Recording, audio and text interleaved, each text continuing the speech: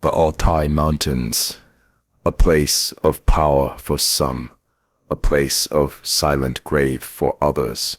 What happened to a couple of tourists from Moscow who turned off the official route onto a forbidden black path? Their last post on Instagram was made 9 years ago. To uncover their secret, subscribe to our channel and click the bell. Here we go. 2015. The world we live in. The world of smartphones, social networks, and total communication. It seemed that it was impossible to simply disappear in this world. But the Altai Mountains are another world, ancient, powerful, living by its own laws, which do not care about our technologies. That summer, 2 young Muscovites decided to challenge this world. Their names were Kirill and Anna. They were typical representatives of their generation, a generation of 30-year-olds, tired of the office routine, endless traffic jams, and the glossy plastic world of big cities. Kirill was a successful IT specialist. Anna was a talented designer. They had everything one could dream of: a good job, an apartment in Moscow, a trip around Europe. But they felt like they were missing the main point. Like many others, they were into esotericism, yoga, and spiritual practices. They were looking for something truly authentic, and they decided that they would find it in Altai. For them, Altai was not just a beautiful place to vacation, it was a place of power, a sacred space shrouded in legends about Shambhala, ancient shamans, and mystical energy. They had been preparing for this trip for 6 months. They did not want to be ordinary tourists who walk along well-trodden paths and take pictures against the backdrop of landmarks. They wanted to touch the mystery. They documented their entire trip in detail. Their Instagram and Vkontakte pages were full of photos. Here they are, smiling against the backdrop of the turquoise Katun River. Here they are, standing by ancient stone sculptures. Here they are, meditating on top of a hill. Each post was accompanied by philosophical quotes about finding yourself and uniting with nature. They also filmed everything on a GoPro camera, after editing which Kirill promised to create an honest film about the real Altai. But their main goal was secret. A few months before the trip, Kirill found what he was looking for on one of the closed esoteric forums. Someone was selling an old, hand-drawn map of the so-called Black Trail. It was a mythical forbidden route, not included on any official map. Legend has it that this trail leads to a secluded, untouched valley, which the locals consider sacred and where they do not allow outsiders. The seller of the map promised that anyone who walked this path would gain true knowledge and see Altai as no one else had seen it. For Kirill, self-confident and ambitious, this was Fix's idea. He had to walk this path. He had to prove that he was not just a tourist, but the chosen one, worthy of touching the secret. Anna, more cautious, doubted, but her love for Kirill and thirst for adventure overcame her fears. The last point of civilization on their way was a small Altai village lost in the mountains. Several wooden ales, yurts, the smell of smoke, and the tart aroma of mountain herbs. Here they left their rented Nevo and set out on the route. Their social networks fell silent, but one last post still appeared. Apparently, they caught the last thread of a weak cellular signal. It was their joint photo, a selfie, taken against the backdrop of majestic mountains, disappearing into the clouds. They looked tired, but happy, and full of determination. And under the photo was a caption that years later would sound like an epitaph: disconnecting from civilization, in search of the real Altai. Don't lose us. That winking smiley at the end was their last message to the outside world. With their last frivolous greeting from the point of no return, they took a step off the official path into the unknown. They followed their own black path, trusting a dubious map and their self-confidence. They were walking towards their dream, towards the real Altai. They didn't yet know that this real Altai is not a tourist postcard. It is an ancient, powerful, and sometimes cruel force that does not like strangers, especially those who come without respect. The mountains began to closely follow the two uninvited guests, and their romantic fugue was about to turn into a horror story that the entire country would follow. A week had passed since Kirill and Anna published their last post on Instagram. At first, their parents in Moscow were not worried. There is no connection in the mountains. They reassured each other. They were in Altai, not in a boarding house near Moscow. They would return to civilization and call. But another week passed, and there was still no sign of their daughter-in-law. The deadline for their return, which they had agreed upon with their relatives, had long since passed. Mild anxiety gave way to a dull, growing alarm. The parents began calling the Ministry of Emergency Situations, tourist centers, and the local police in the Altai Republic. And then the flywheel of the official system, slowly and creakingly, began to move. A search and rescue operation was launched for the employees of the Ministry of Emergency Situations of the Altai Mountains. This was unfortunately routine work. Every year the mountains took several overconfident tourists who overestimated their strength and underestimated the power of nature. An Mi-8 helicopter rose into the sky. Its blades with a heavy roar dispersed the centuries-old silence of the gorges. Search groups, experienced rescuers and local volunteers, Altai hunters, and shepherds who knew these mountains better than the palm of their hand, were formed on the ground. But from the very beginning, the operation faced an insoluble problem. No one knew where exactly Kirill and Anna had gone. Their route, left in the village, ended at the beginning of the so-called Black Trail. And what kind of trail it was, and where it led, none of the officials had the slightest idea. It was a legend, folklore. For rescuers accustomed to working with maps and GPS coordinates, it was like looking for a needle, not in a haystack, but in the entire ocean. Days passed.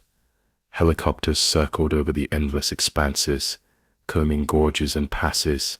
On the ground, rescuers with dogs walked tens of kilometers along animal trails, inspected the banks of stormy, icy rivers.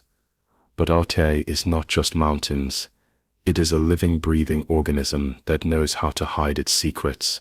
It absorbed sounds, hid tracks, covered its secrets with fog. The search was in vain. The groups returned to the base, tired and empty-handed. In the daily reports of the Ministry of Emergency Situations, a dry official phrase was repeated day after day. The search continues. No results. Kirill and Anna's parents flew to Gornowatakes.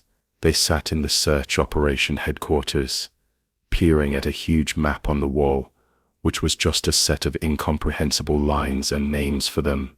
Each takeoff of the helicopter gave them a ghost of hope, and each return to base drove them into despair. They showed the rescuers photos of their smiling children, trying to explain what they were like, as if this could help in the search. But the mountains did not care what they were like. After 3 weeks, the active phase of the search was curtailed. Resources were running out, and there was no chance of finding the tourists alive. The head of the regional department of the Ministry of Emergency Situations, a tired colonel with sun-bleached eyes, gave a final press conference for the few local journalists. All possible forces and means were involved, he said in an even, practiced voice. A huge area was surveyed. Unfortunately, no trace of the missing couple could be found. The most likely version is an accident. Given the difficult terrain and unpredictable weather conditions, the tourists could have fallen off a cliff, been caught in a rockfall, or drowned while crossing a river. Unfortunately, finding bodies in these conditions is almost impossible. That was the official verdict. Period. The case was closed and filed away adding to the sad statistics of mountain accidents. For the system, the story of Kirill and Anna was over, but for their families, it became an endless torture of the unknown. There were no bodies to bury, no answers that would bring any, albeit bitter, peace.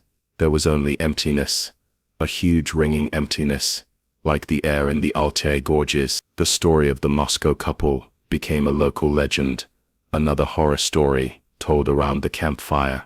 It was discussed on tourist forums, with all sorts of theories being put forward. Some said that they had fallen victim to a bear, others that they had stumbled upon escaped prisoners, others, more inclined to mysticism, whispered that they were taken by the spirits of Altai, angry at the invasion of sacred territory. But all this was just speculation. The mountains kept their silence. It seemed that the secret of the Black Path would remain unsolved forever, and the fate of Kirill and Anna, an eternal unanswered question. A year passed, then another. History began to be forgotten, giving way to new tragedies and new concerns. But sometimes silence has its limits. Sometimes the mountains decide to give back what they took, and for this, they need only a random witness, an eye in the sky that by pure chance looks where it shouldn't. 9 years have passed. In the official archives of the Ministry of Internal Affairs, the case of the disappearance of Moscow tourists, Kirill and Anna, has long been a cold case, one of many unsolved cases buried under a thick layer of new, more relevant crime news. But there were people for whom this case was not closed. One of these people was Martin Renatovich Ayapov, a retired investigator from Gorno-Altaisk. In 2015, it was he who led that unsuccessful search operation. And this case became his personal pain, his professional failure, which he could not forgive himself. Now, Marita lived a quiet life as a retired police officer, fishing on the Katern, a small vegetable garden behind the house, rare meetings with other retired people like him. But every time he looked at the majestic, indifferent peaks of the mountains surrounding the city, he thought about them, about that young couple, who had been swallowed up by that beauty. He went over the details of that case in his head again and again, trying to understand what they had missed. He knew that the official version of an accident was just a convenient excuse.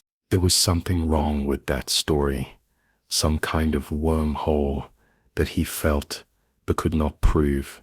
And then one autumn evening, while browsing local news and blogs on the internet, a habit left over from 40 years of service, Marit came across a popular video.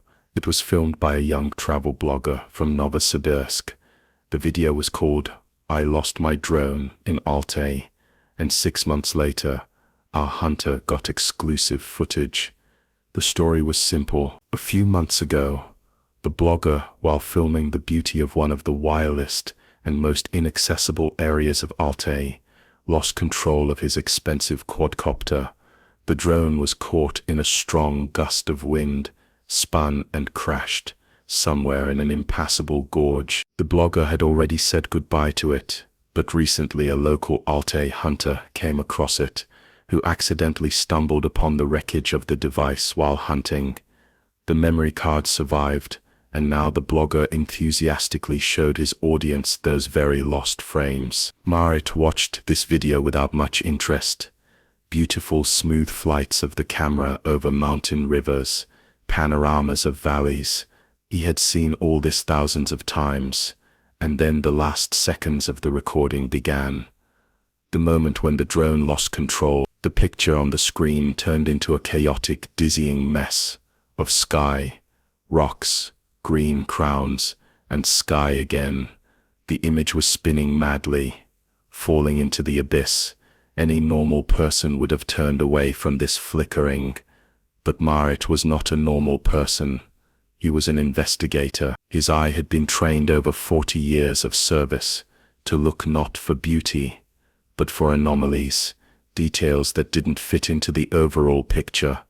He stopped the video, went back a few seconds, and began to review the fall frame by frame, frame after frame, a dizzying change of angles, rocks, sky, forest, rocks, sky, forest. He almost gave up, deciding it was useless. And then he froze. He went back 3 frames and zoomed in. There, in one of those fleeting shots, when the camera was aimed for a split second at the steep wall of a deep dark gorge where the sun never shines, there she was, an anomaly, a tiny, almost indistinguishable point of unnatural color, a spot of faded sky blue against the gray-green background of rocks and moss. It was visible for less than a second. Anyone else would have ignored it, writing it off as a digital artifact or a glare. But Marit knew. He felt it with all his investigative gut. He jumped up from his chair, went to the old bookcase, and took a thick, dusty folder from the far shelf, that very one. Archive case number 2051 on the disappearance of citizens Marthea, Kazan de Smirnova, AAV. He opened it. On one of the pages was a list of equipment that the tourists had registered with the Forester, Katonka tent, model Alaska 2, color bright blue. Marit sat down at the computer again. His hands were usually so steady, shaking slightly. He played that same fragment over and over again, peering at that tiny blue spot. It was in a completely wild place, far from any tourist trails, in a gorge that was considered impassable, in the very area where, according to rumors, that mythical black path passed. For 9 years, the mountains remained silent. For 9 years, this mystery was an unsolvable riddle. And now, thanks to chance, thanks to some blogger's fallen drone, he had his first clue, the first real point on the map, in this huge silent emptiness. He looked at the screen, at that blurry pixel point, and realized that this was it, the last refuge of Kirill and Anna. The ghost that had tormented him all these years suddenly acquired a possible specific location. Officially, the case was closed.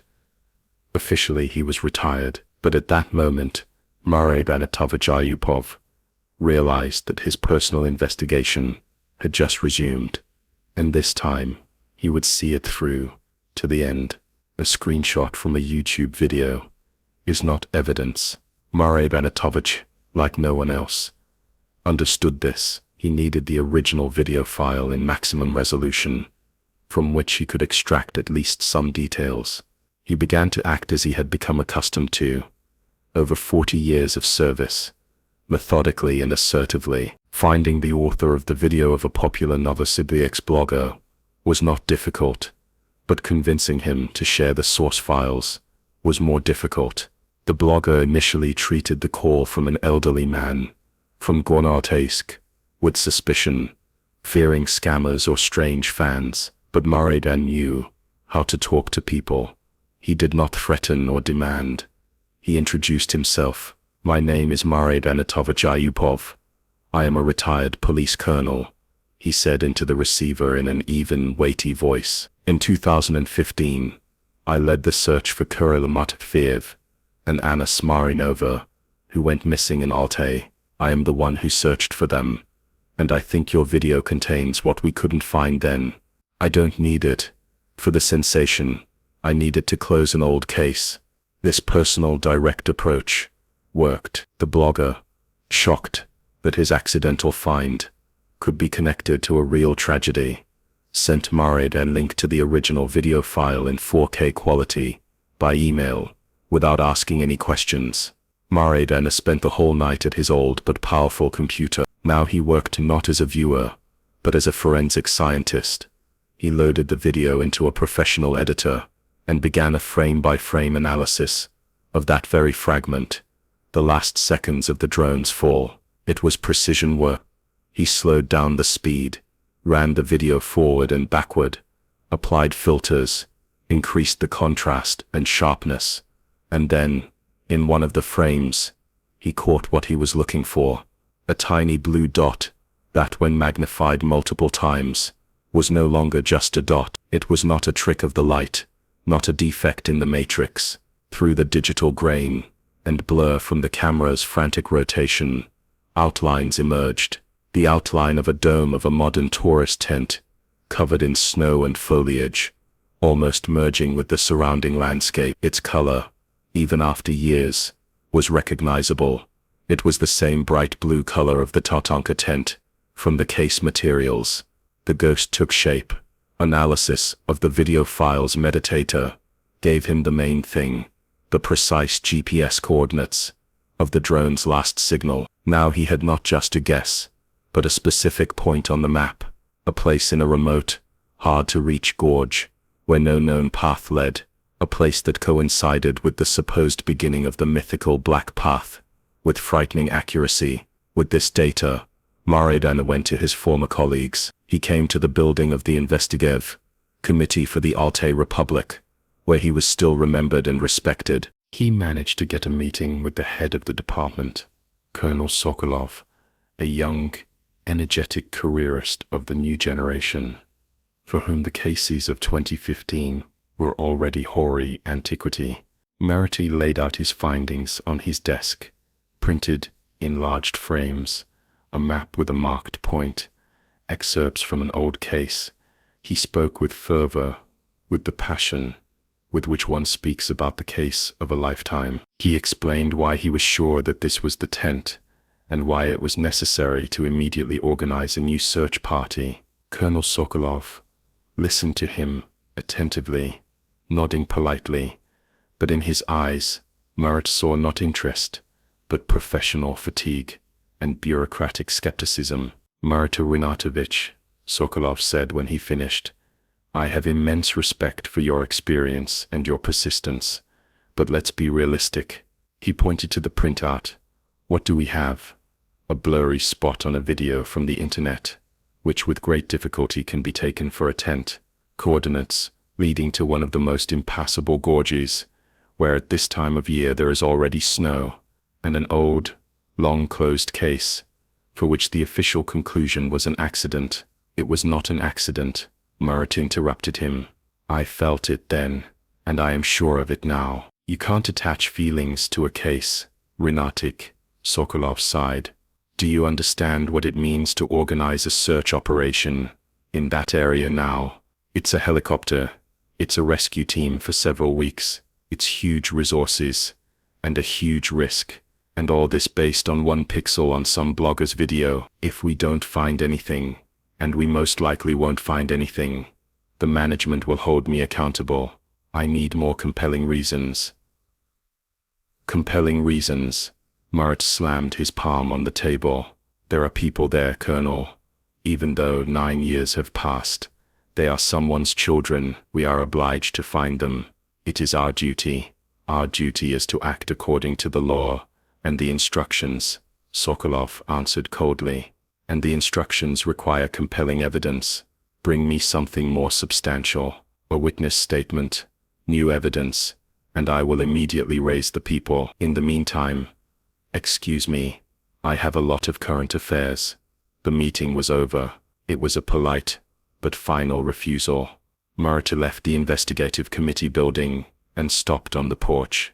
He looked at the majestic snow-capped mountain peaks visible on the horizon. He realized that the system to which he had devoted his entire life would no longer help him. It had become too slow, too cautious, too bureaucratic. It was afraid to take risks for the sake of the ghosts of the past. Colonel Sokolov was right.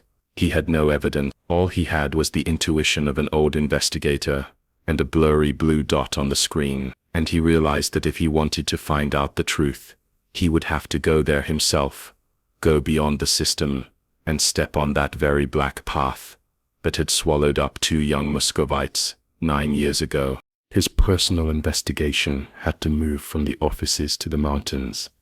Colonel Sokolov's refusal was the last straw for Malate. He realized that the system he had served all his life would no longer help him. It had become too sluggish, too afraid of responsibility. If he wanted to find the truth, he had to act alone, like a lone wolf returning to his old territory. The plan came together quickly. It would not be an official expedition. This would be his personal last trip. Malat knew that the gorge the coordinates of which he had received from the drone, could not be reached by car, and going on foot would be almost suicide.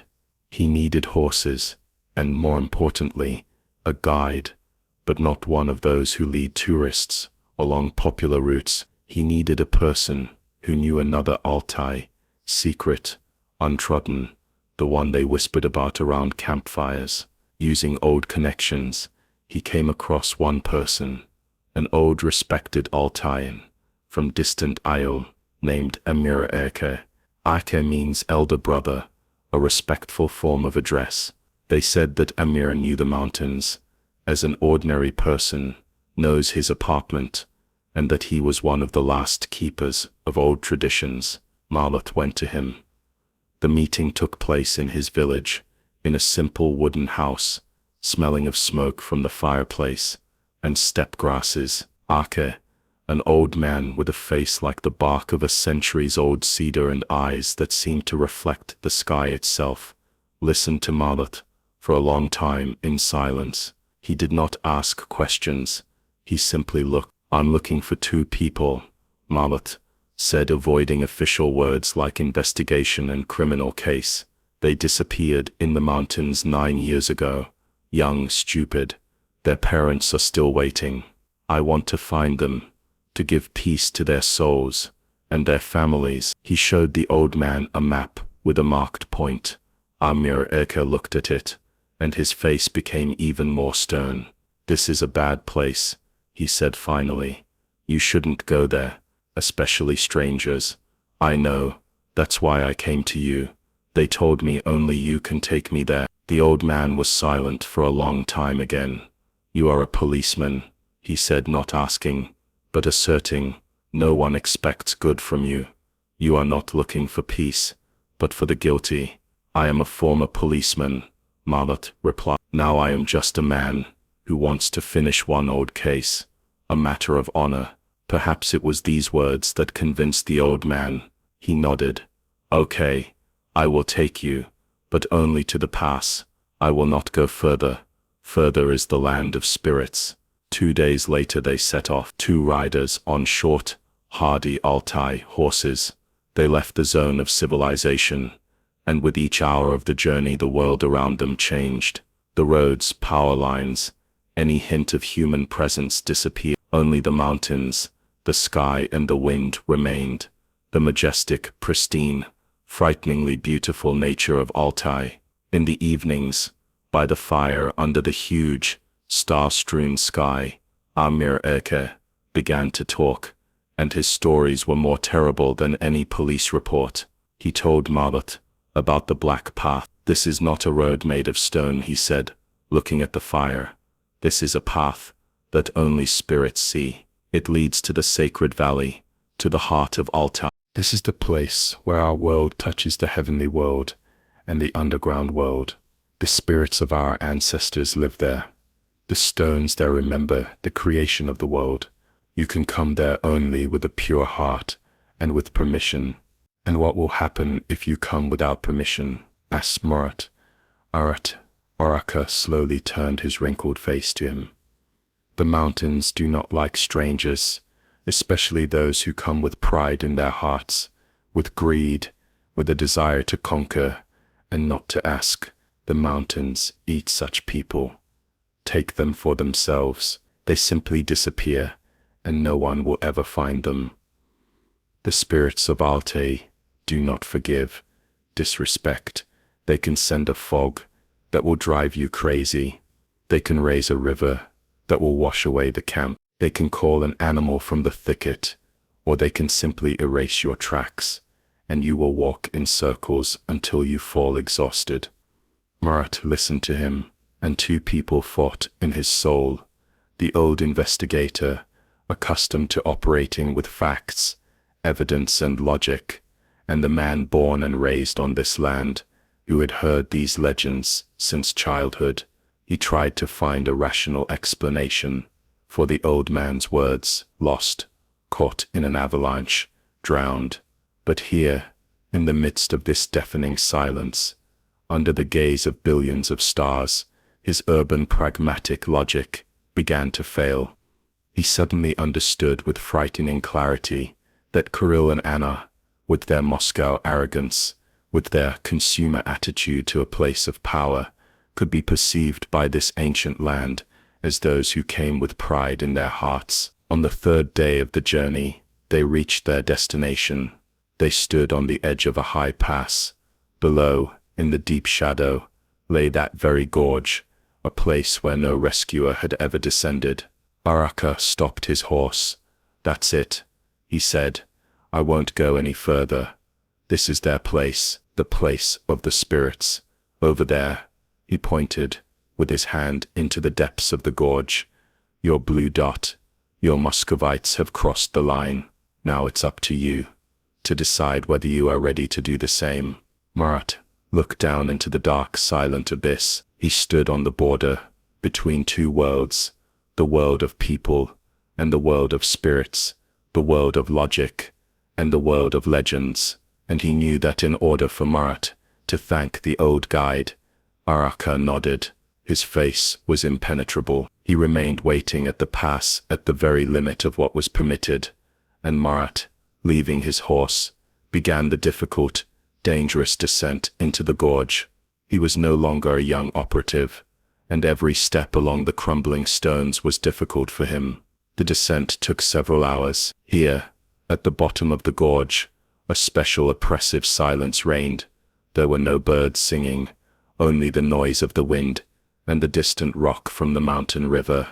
This was a place that seemed dead, a place that nature itself tried to avoid. He walked along the bottom of the gorge, checking the GPS coordinates on his phone. Looking for the small tent in this chaos of rocks and bushes was like looking for a needle in a haystack, but he was an experienced investigator. His eye was trained to notice things that didn't fit into the surrounding landscape, and he noticed a scrap of faded blue fabric tangled in the branches of a dwarf birch tree by a small stream.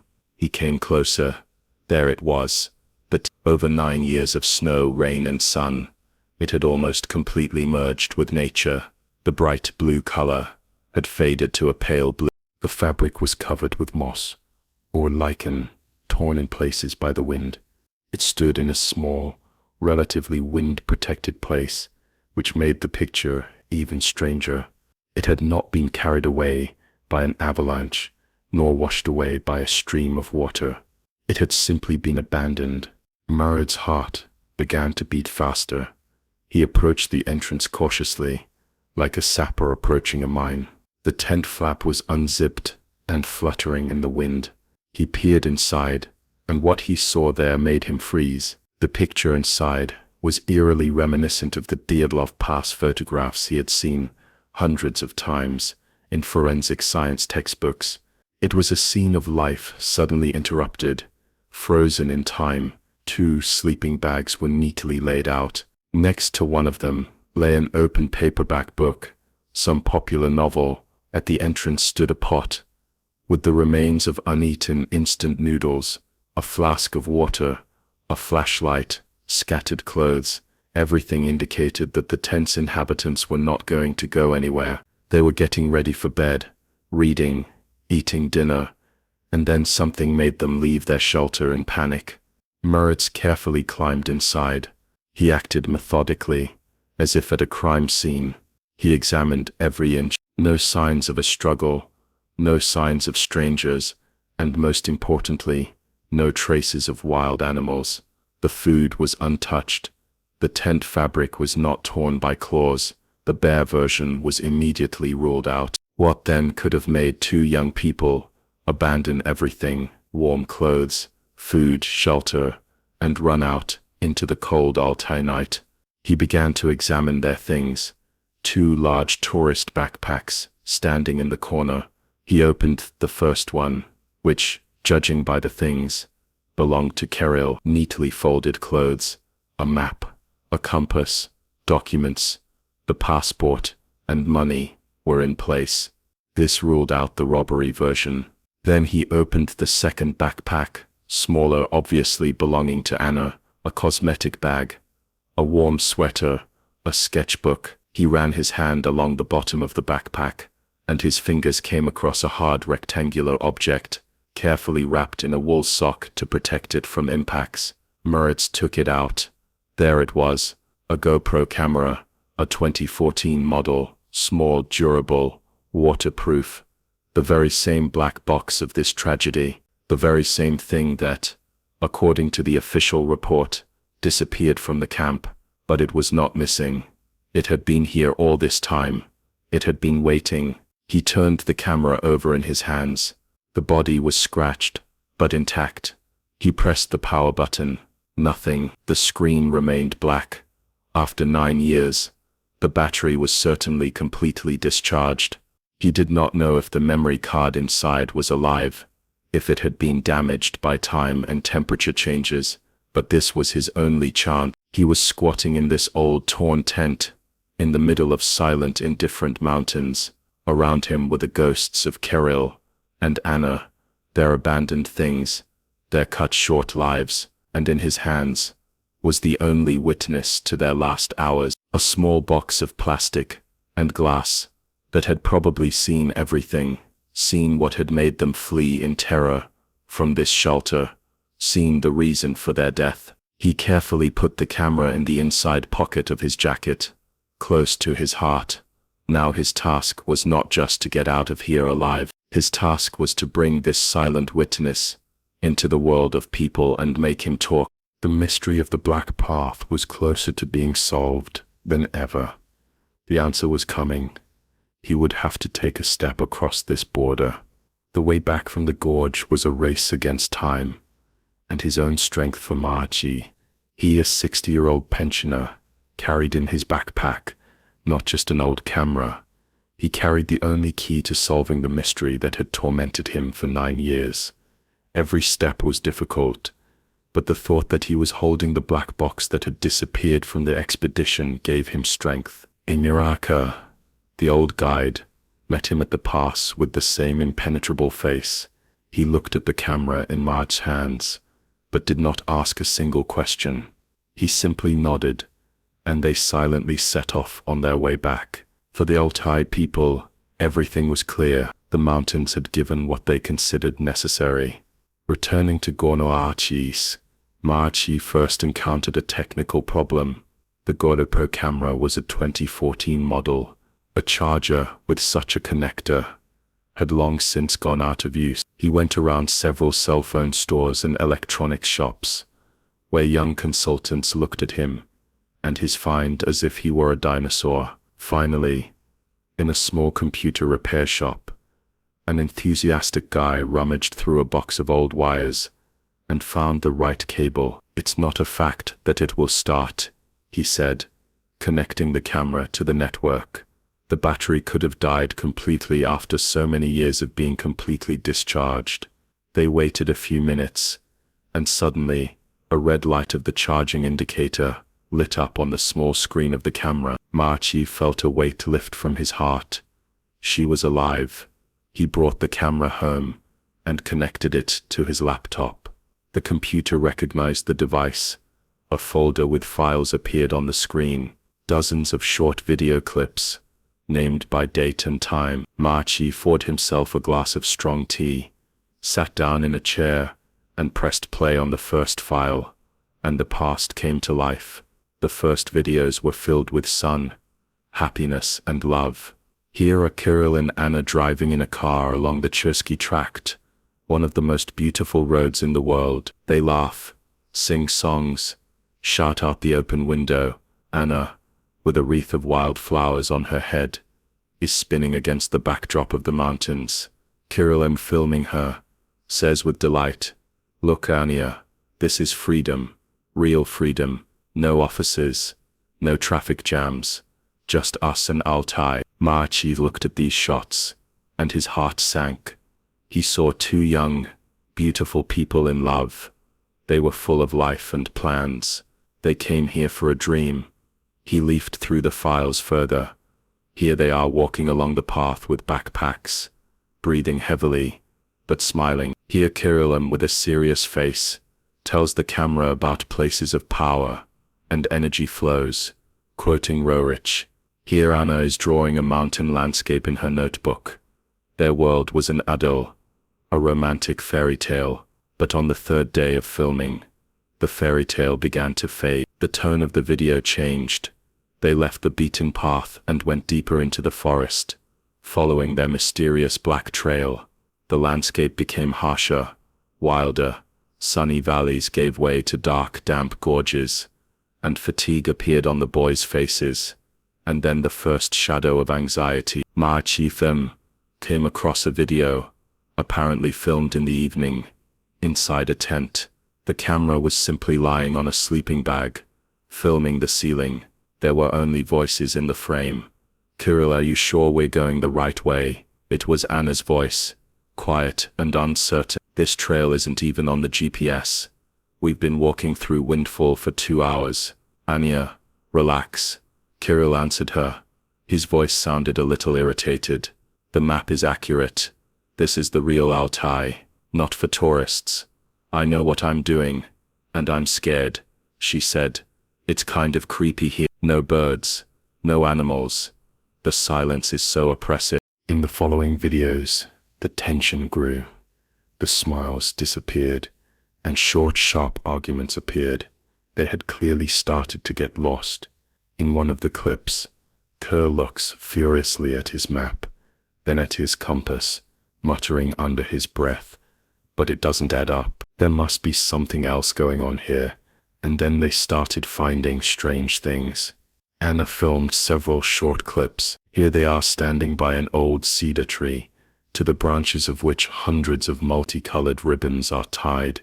Diorama, as the Altai people call them, a place of worship for spirits. In another video, a rough, disproportionate face carved into the trunk of a tree, similar to a pagan idol. The camera shakes in Anna's hands. "I don't feel right here," she whispers off screen. "It feels like someone is watching us, like we are strangers here." Murat is sat, staring at the screen. He, like the old investigator, had seen this picture hundreds of times, a story about how arrogance and pride lead to tragedy. Kerlol, blinded by his idea of fix, dragged himself and his beloved girl deeper into the wild, unforgiving nature. He was looking for a place of power, but instead led them into a trap. The last video in this series was filmed the next day. The group was sitting at a rest stop by a stream. Everyone looked exhausted. Kerlol and Anna were sitting separately, not talking, and at that moment, out of nowhere, horsemen came out onto the trail. Several local men on horses. They did not look like tourists. They were stern, silent hunters. They stopped and silently looked at the uninvited guests. The video ended at the moment when Kerlol stood up and went to meet them. Murat stopped the playback. He realized that the idyllic part of the journey was over. The conflict was brewing. Not only within the group, they had invaded someone else's territory, and now they had met its true owners. And this meeting, apparently, was the beginning of the end. Murat clicked on the next video file. The picture shook again. Anna was obviously holding the camera, and her ragged, heavy breathing off camera made it clear that she was scared. The lens was aimed at the trail ahead, and on that trail stood they, the riders. There were 4 of them, 4 Altai men on short, stocky horses that seemed part of the mountain landscape itself. They didn't look like bandits from the 90s. They were dressed in simple, functional clothes, but there was an ancient primordial power in their appearance, in their posture, in the saddle, in the way they sat silently and still. They weren't threatening, they were just there. They blocked the trail, and their very presence was a barrier more impenetrable than any rock. The leader was an older man with a face like cracked stone, with narrow, all-seeing eyes. He looked at Kerlon and Anna without malice, but also without a hint of friendliness. He looked at them, as if they were alien elements that had disturbed the harmony of the world. The video showed Kerlol trying to hide his fear behind a mask of Moscow confidence, taking a step forward. "Hello," His voice sounded too loud in this deafening silence. "We are tourists. Can you tell us? We are going the right way to the valley, which is behind this pass." The leader of the riders was silent for a minute, looking at Kurlal, his bright sports jacket, his expensive trekking boots. "This is a trail, not for you," he said finally. His Russian was correct, but heavy, with a guttural accent. "Go back where you came from." Kurlal was confused, but then an arrogant expression appeared on his face. "Excuse me, but why is this public land? We have a map. We are following a route. We have the right to be here." This was the phrase of a man from another world, a world where rights, laws and maps decide everything, but different laws were in effect here. "You have your rights." It is calm, almost indifferent, the old man answered, "and this land has its own laws, and they are older than yours. This is the valley where you are going, sacred land, the land of our ancestors. You cannot make noise here. You cannot leave garbage, and you cannot come with an empty and greedy heart. You came here without asking. The spirits of the mountains are unhappy. Go back before it is too late." Marat, looking at the screen, mentally groaned. He had seen this conflict hundreds of times, a conflict between an urban civilization that believes that everything is allowed, and an ancient culture for which the earth is alive and holy, and he knew that Kurlal was about to make the main mistake, and so it happened. Kurlal. It was a nervous, arrogant laugh. Spirits. Are you serious? We live in the 21st century, not the Stone Age. What spirits? It was an insult, a slap in the face of these people. The old Altai man's face did not change, but his eyes darkened, became like two pieces of ice. "Your century may be the 21st, he said just as quietly, but now there was a metallic ring in his voice. "And the mountains here stand forever, and the spirits in them are also eternal. We warned you, you will go on alone from now on." He turned his horse. The other three, without saying a word, followed him. They did not ride away, they simply disappeared into the forest as quietly and suddenly as they had appeared, leaving Kirill and Anna alone on the trail. The camera turned. Kirill's heated, angry face appeared in the frame. "There, savages," he said indignantly. "Can you imagine, Anya? Spirits. They just wanted to scare us so that we would not climb onto their territory. They want to take all the most beautiful things for themselves. It's okay, we'll get through, I'll prove it to them." He said this. But the camera wasn't looking at him. It slowly moved down, showing Anna's trembling hands, and then turned around, and for a second her own face appeared in the frame, reflected in the lens. It was white with horror. Unlike Kirill, she understood everything. She understood that this was not just a warning, it was a sentence. They were left alone in the heart of a foreign hostile territory, having insulted its guardians. Marat stopped the video.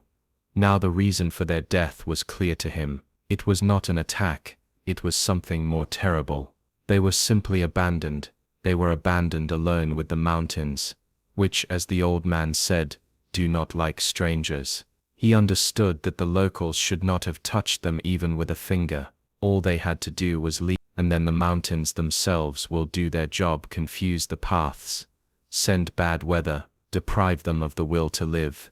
Kirill signed his death contract with his pride and disrespect, a sentence not only for himself, but also for the girl he had brought here. And the next frames that Marat was about to see were to become chronicles of this slow, inexorable agony.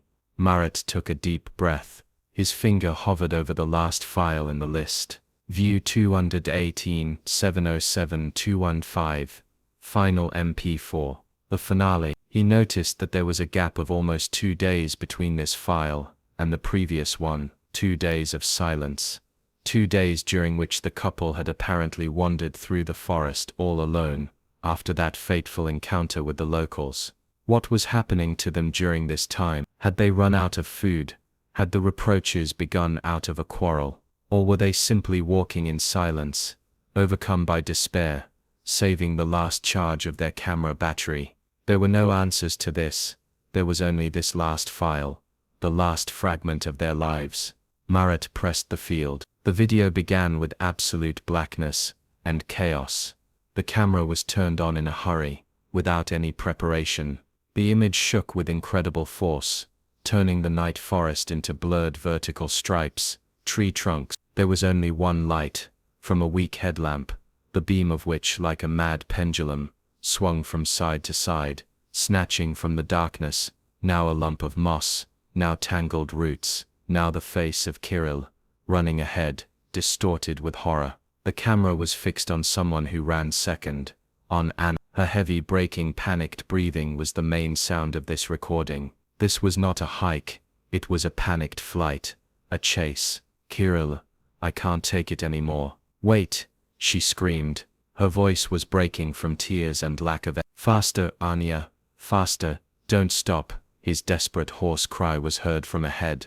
They ran through the unfamiliar taiga at night, stumbling over roots, pushing through thorny bushes. And behind this desperate run, behind the sound of their breathing and the crunch of branches under their feet, another sound was heard. At first quiet, distant, but with each second it became closer and clearer, rhythmic, inexorable, like the beating of the drums of fate. It was the clatter of hooves, the clatter of horses. They were being pursued.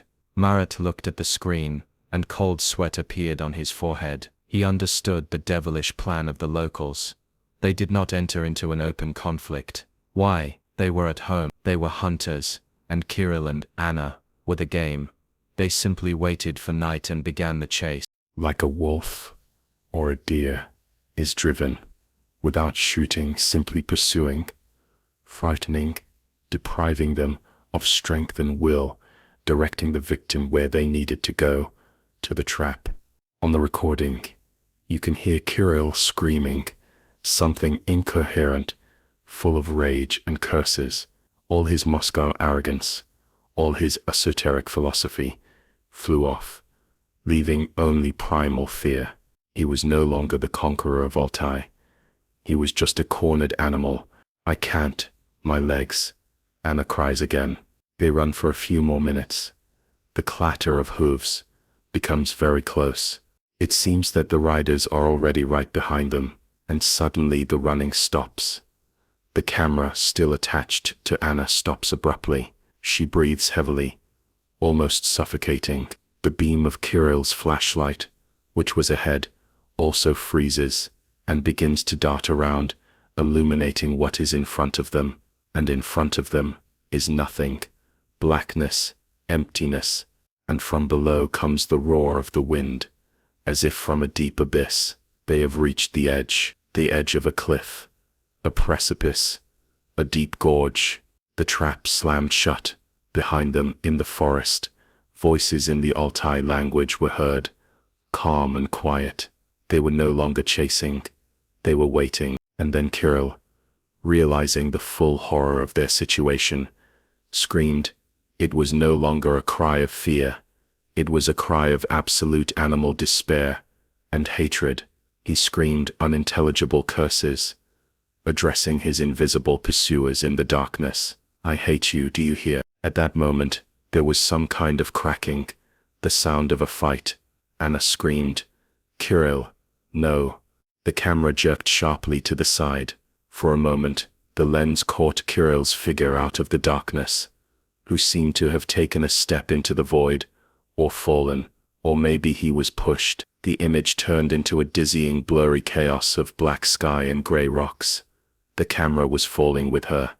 The last thing the GoPro microphone recorded was her own, shrill, breaking off at a scream in mid-sentence, a scream that was drowned out by the noise of the wind. And then silence. The file ended. Marat sat motionless, staring at the black screen of his laptop. That last scream was still ringing in his ears. He had just witnessed a murder, a perfect, devilishly cunning murder, that would never be proven by anyone. The local hunters didn't even touch them. They simply chased them, like wild animals, to the edge of the cliff. For any investigator, it would look like an accident. Two inexperienced tourists got lost in the mountains at night and fell into the abyss. No evidence, no witnesses, except for one electronic, impartial witness, who kept this terrible truth in his digital memory for 9 years. The question, what happened to Kirill and Anna, got its final exhaustive answer.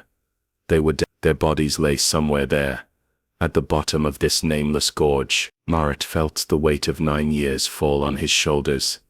He found what he was looking for, but this truth did not bring him relief, only cold, devastating pain. Now he knew everything, and he had to decide what to do with this knowledge. Marit sat in his quiet apartment in Gornoyarsk, and Anna's last scream, cut off by silence, still rang in his ears. He watched that short, terrible video over and over again. He had seen everything. He knew everything. As a former investigator, a man of the system, his first instinct, his duty was to take this evidence and go to Colonel Sokolov, start an official investigation, seek justice. But the more he thought, the more clearly he understood the futility of this path. What he would present, a video recording of a group of horsemen simply warning tourists, a recording of a panicked run in the dark, a scream. Any lawyer in court would smash this evidence to smithereens. He imagined how it would look. An operational group arrives in a distant AU. Interrogations begin. Stern, silent Altai people will look at them with their impenetrable eyes and say the same thing. Yes, they saw tourists. Yes, they warned us that it was dangerous to go into the gorge. They didn't listen. We left. We don't know what happened to them next. Mountains, animals, an accident, and no one will ever prove otherwise. They will have an ironclad alibi for each other, mutual responsibility, and they will be right. Formally, according to the law of the Russian Federation, they did not commit murder. They did not shoot, did not beat, did not even touch them. They just left. Marit suddenly remembered the words of his guide, Aminaka. The spirits of Altai do not forgive disrespect. They can simply erase your traces. He realized that the locals did not consider themselves murderers. In their coordinate system, in their world, where the mountains are alive, and each stream has its own spirit master, they acted as guardians. They drove the strangers out of the sacred land. They had fulfilled the will of the mountains, and judging them by urban human laws was as pointless as judging an avalanche for descending or a river for drowning a man. He realized that it wasn't just people who had collided here. It was two worlds, two truths. The truth of Kirill, a man of the 21st century who believed in his rights, in maps, and that he was allowed to do anything, and the truth of the ancient mountains, which had their own laws, their own morals, and their own guardians. And in this clash, the modern, self-confident world suffered a crushing defeat. Justice was impossible, but it was impossible to remain silent. The story had to be told, not as an accusation, but as a warning, as a parable. Marit made a decision. He didn't go to the police. He copied all the video files from the GoPro camera to an anonymous flash drive. He wrote a short, unsigned accompanying note, found in the Altai Mountains, a memory card from the camera, of tourists who went missing in 2015. And he sent this package, by mail, not to the police, but to the editorial office of that very popular Novosibirsk blogger who once lost his drone. He knew that this guy, who loved secrets and sensations, would be able to tell this story so that millions would hear it. He passed the baton. A few months later, a new bomb exploded on the internet. Altai GoPro. The last recordings of the missing tourists were found. The story of Kirill and Anna was on everyone's lips again. But this time, it was not just a legend about the missing. It was a creepy documentary thriller, seen with their own eyes. People watched this footage, argued, built theories. The video spread across the internet, giving rise to a new wave of interest in the secrets of Altai. Official authorities were forced to react again. Another, This time more precise search operation was organized in that very gorge, but it, as Marit predicted, did not yield results. Over 9 years, mountain rivers, snow and rock falls reliably hid all traces. The bodies of Kirel and Anna were never found. For the law, they would forever remain in the category of missing persons. Marit sat on the veranda of his house in Gonoaskus, drinking tea and reading another article on the internet about the mystery of the Black Path. He had not achieved revenge, he had not put anyone in prison, but he had done his duty. He had found the truth, and he had told it, albeit through someone else's hands. His story had become a modern legend, a scary fairy tale, a warning for all future conquerors of Altai, a warning that there are places where you cannot come with pride, and there are laws that are older than any constitution. He looked at the mountains turning blue on the horizon. They were, as always, silent and majestic. They had kept their main secret. They had not given up the body. The Black Path remained forbidden. Marit finished his tea. There was no anger or joy in his soul, only a quiet, bitter sadness, and a strange feeling of completion. He closed this case for himself, and the Altai Mountains continued to keep their eternal cold secret.